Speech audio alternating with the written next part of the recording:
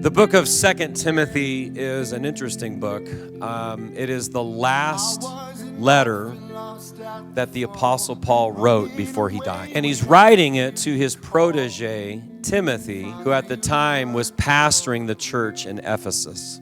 And the purpose in writing the letter was to encourage Timothy to pass the torch, if you will, of leadership to the next generation. The letter reads a lot like a coach motivating and instructing his student.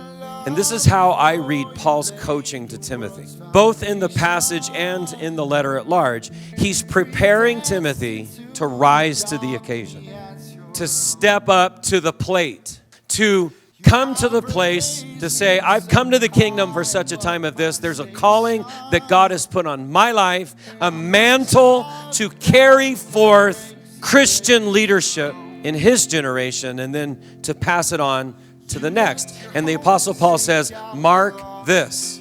In other words, get ready. Be prepared for this. I guarantee this is coming.